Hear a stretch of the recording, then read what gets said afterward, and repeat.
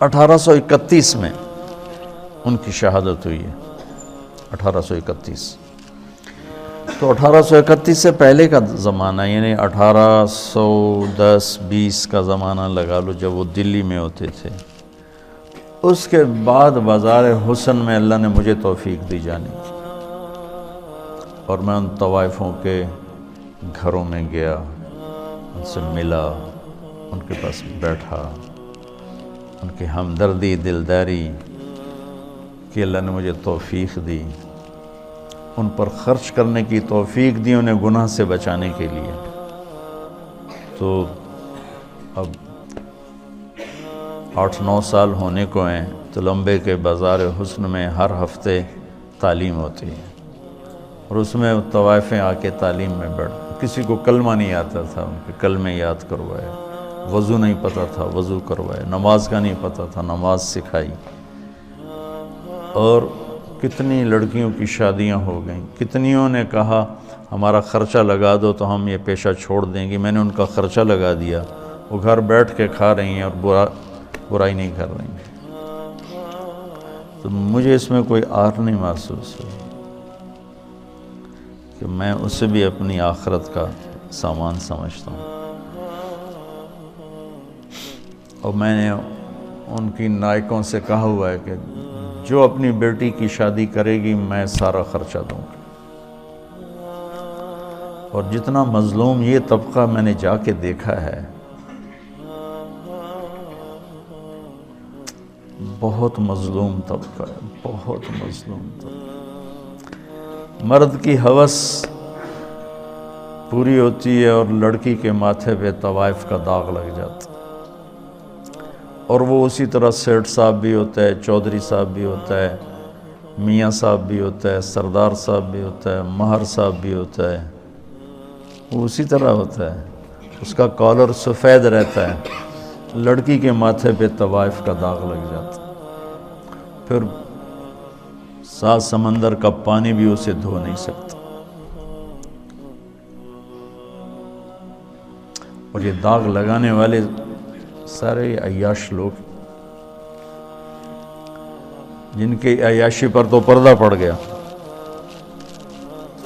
اور اس کے ماتھے پہ کالا داغ لگ گیا۔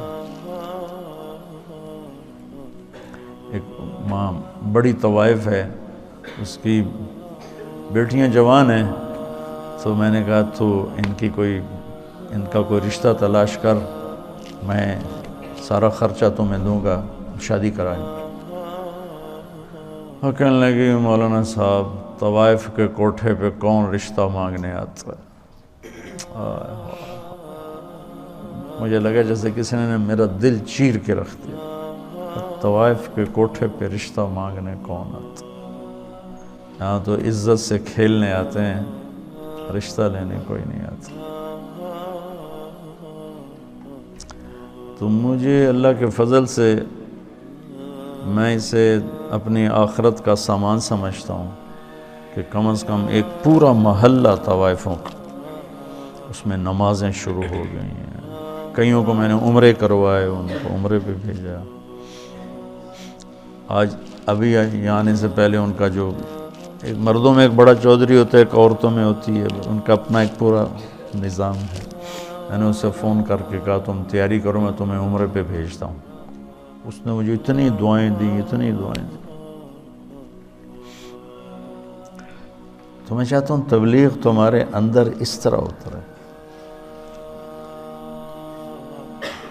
میری تمنا ہے کہ اللہ آپ کے اندر تبلیغ زندہ کر دے، پھر چاہے ممبر پہ بیٹھو، کرسی پہ بیٹھو، درسگاہ میں بیٹھو، دکان پہ بیٹھو، گھوڑے پہ بیٹھو، گاڑی پہ بیٹھو، ہوا میں اڑو، تبلیغ تمہارے اندر ہو۔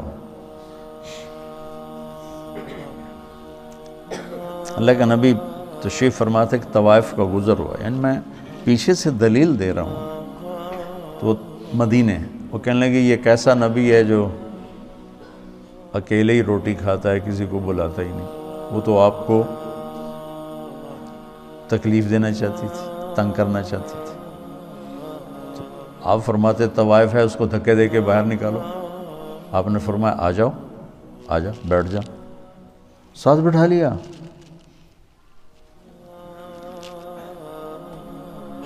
کہ کھاؤ. اس کا مقصد کھانا نہیں تھا، اس کا مقصد آپ کو غصہ دلانا تھا، آپ کو تنگ کرنا تھا کہ یہ کچھ کہیں گے پھر میں کہوں گی ویکھ لیا توڑا نبی اے گلاں کردا ہے. کہنے لگی یہ نہیں کھاؤں گی، جو تیرے منہ میں لقمہ ہے چبا رہے وہ نکال کے مجھے کھلاؤ. تو آپ نے منہ سے اس کو اسی وقت نکال دیا. ہمارے پنجابی کی مثال ہے، کبا سمجھتے نا، کبڑا، کبے نو کہیں لت ماری وہ سدھا ہو گیا. اس کہ بھائی تیری مہربانی. تو وہ کبے والی لت بن گئی، وہ تو آپ کو تنگ کر رہی تھی، اور اسے کیا خبر کہ نبی کے منہ کا لعاب جب اس کے منہ میں جائے گا تو کیا ہوگا. آپ نے اپنے ہاتھوں سے نوالا نکال کے اس کے منہ میں ڈالا، ساتھ ہی اس کا سینہ روشن ہو گیا، وہ کلمہ پڑھ گئی، اور مدینے کی شریف ترین خواتین صحابیہ بن گئی. تو اب ہمارے ایک بزرگ تھے ڈاکٹر اسلم صاحب رحمۃ اللہ علیہ، رائمنڈ میں زندگی گزاری. جب میں رائمنڈ پڑھتا تھا اسی میں فوت ہوا. فوج میں تھے تو نظام الدین گئے، تو مولانا الیاس صاحب رحمۃ اللہ علیہ سے کہنے لگے میرے پاس آدھا گھنٹہ ہے، اب مجھے تبلیغ سمجھا دیں. تو مولانا الیاس صاحب رحمۃ اللہ نے فرمایا کیا کرتے ہو؟ کہ جی میں ڈاکٹر. تو ایک سامنے بڈھا سا نا میں باتی بیٹھا تھا، کہ اس کو آدھے گھنٹے میں ڈاکٹری سمجھاؤں. وہ کہنے لگے میں آدھے گھنٹے میں اس کو ڈاکٹری سمجھاؤں گا، اس ان پڑھ کو میری عمر گزر گئی، میں اس کو ڈاکٹری سمجھاؤں آدھے گھنٹے میں. تو کہنے لگے تو مجھے تم نے کوئی گھسیارا سمجھا کہ میں تمہیں آدھے گھنٹے میں تبلیغ سمجھاؤں؟ میرے پاس ٹائم لے کر آؤ، میں تمہیں سمجھاؤں گا. پھر وہ ایسا لگے کہ پھر ساری زندگی ان کی رائمنڈ میں گزر، ساری زندگی. بس مرض الموت میں بیمار ہو کے گھر گئے، وہیں انتقال ہو گیا ان کا. تو جو کچھ میں نے دیکھا ہے، یا 50 سال ہونے کے مجھے تبلیغ میں، وہ میں تمہیں ممبر کے 1 گھنٹے میں کیسے سمجھاؤں. اس لیے تو میں مشورہ دیتا ہوں کہ جو کہوں وہ کر لیا کرو تو فائدہ ہو. ابھی صاحب رائے مت بنو، نقصان اٹھاؤ، کیونکہ تمہارے پاس وہ